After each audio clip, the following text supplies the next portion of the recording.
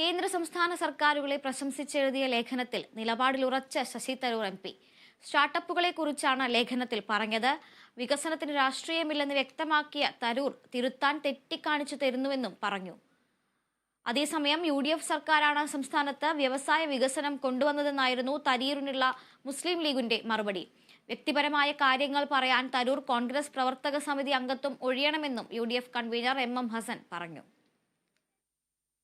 ഞാൻ ഈ ആർട്ടിക്കിളിൽ കേരള എക്കോണമിയെ കുറിച്ച് മൊത്തം എഴുതിയതല്ല. ഞാൻ സ്റ്റാർട്ടപ്സിനെ കുറിച്ച് മാത്രമാണ്. അത് ഇംഗ്ലീഷ് വായിക്കുന്നവർക്ക് അത് മനസ്സിലാവാൻ ഒരു ബുദ്ധിമുട്ടും ഉണ്ടാവില്ല.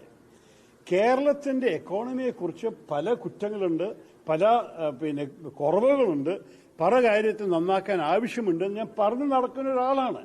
നമ്മൾക്കറിയാം നമ്മുടെ തൊഴിലില്ലായ്മ ഭയങ്കര ഹൈയാണ്. ഞാൻ എപ്പോഴും ചൂണ്ടിക്കാണിക്കുന്ന കാര്യമാണ് യുവ തൊഴിലില്ലായ്മ ജമ്മു ആൻഡ് കശ്മീർ കഴിഞ്ഞിട്ട് എല്ലാം വെച്ച് മോശം ഇന്ത്യയിൽ കേരളമാണ്. അത് ഞാൻ ചൂണ്ടിക്കാണിച്ചിട്ടുണ്ട്.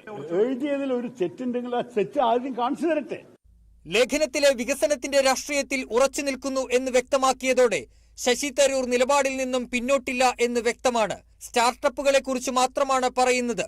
അതിന്റെ പേരിൽ താൻ സർക്കാരിന് 100 മാർക്ക് നൽകുന്നില്ല എന്നും ശശി തരൂർ പറയുന്നു. തെറ്റ് ചൂണ്ടിക്കാണിച്ചാൽ തിരുത്താൻ തയ്യാറാണെന്ന് വ്യക്തമാക്കിയ തരൂർ ഇംഗ്ലീഷ് അറിയാവുന്നവർ വായിച്ചാൽ ലേഖനത്തിന്റെ കാഴ്ചപ്പാട് വ്യക്തമാകുമെന്നും പറഞ്ഞു. അതേസമയം ലേഖനത്തിന്റെ നിലപാടിന്റെ പേരിൽ കോൺഗ്രസ് വർക്കിംഗ് കമ്മിറ്റിയിൽ നിന്ന് മാറി നിൽക്കാൻ ആവശ്യപ്പെട്ടാൽ ഒഴിഞ്ഞുമാറാൻ തയ്യാറാണെന്നും ശശി തരൂർ വ്യക്തമാക്കുന്നു. ലേഖനത്തിന് എതിരെയുള്ള ആരോപണങ്ങളും വിയോജിപ്പും കോൺഗ്രസ് നേതാക്കളുടെ ഭാഗത്തു നിന്നും ശക്തമാവുകയാണ്.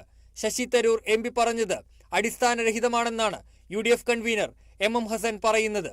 ശശി തരൂർ പറയുന്ന കാര്യങ്ങൾ അടിസ്ഥാനരഹിതവും അവാസ്തവവുമാണെന്ന് പറയുന്ന MM ഹസൻ വ്യക്തിപരമായ കാര്യങ്ങൾ പറയുകയാണെങ്കിൽ കോൺഗ്രസ് വർക്കിംഗ് കമ്മിറ്റിയിൽ നിന്നും തരൂർ രാജിവെക്കണമെന്നും ആവശ്യപ്പെടുന്നു. ഒരു വർക്കിംഗ് കമ്മിറ്റി മെമ്പറായ അദ്ദേഹം ഇങ്ങനെ സ്വതന്ത്രമായ അഭിപ്രായം പറയുന്നത് ശരിയല്ല എന്നാണ് എന്റെ അഭിപ്രായം.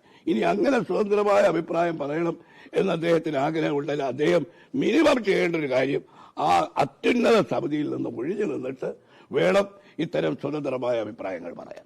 UDF സർക്കാരുകളുടെ കാലത്ത് വ്യവസായ മേഖലയിലുണ്ടായ നേട്ടങ്ങൾ എടുത്തുകാട്ടിയാണ് ശശി തരൂരിന്റെ ലേഖനങ്ങൾക്ക് മുസ്ലിം ലീഗ് നേതാവ് PK കുഞ്ഞാലിക്കുട്ടി മറുപടി നൽകിയത്. കരുണാകരൻ ഗവൺമെന്റിന്റെ കാലത്തും ആന്റണി ഗവൺമെന്റിന്റെ കാലത്തും ഉമ്മൻചാണ്ടി ഗവൺമെന്റിന്റെ കാലത്തും ഇടയ്ക്ക് വന്ന ഗവൺമെന്റുകളൊന്നും ചെയ്തിട്ടില്ല എന്നൊന്നും ഞാൻ പറയില്ല. പക്ഷെ അടിസ്ഥാനപരമായി കേരളത്തിന്റെ വ്യവസായ ഭൂപടത്തിൽ വമ്പിച്ച മാറ്റം അതാത് കാലത്ത് വന്ന UDF ഗവൺമെന്റുകളാണ്. ലേഖനത്തിന് മേലുള്ള ചർച്ചകൾക്ക് ചൂടുപിടിക്കുമ്പോൾ രാഹുൽ ഗാന്ധി ഉൾപ്പെടെയുള്ള നേതാക്കന്മാർ മൗനത്തിലാണ്. കേരളത്തിൽ നിന്ന് പരാതികൾ ഉയരുന്ന സാഹചര്യത്തിൽ ശശി തരൂരിനോട് AICC വിശദീകരണം തേടാനുള്ള സാധ്യത ഏറി. KPCC അധ്യക്ഷനും പ്രതിപക്ഷ നേതാവും തരൂർ നിലപാട് മാറ്റണമെന്ന ആവശ്യത്തിൽ ഉറച്ചു നിൽക്കുകയാണ്.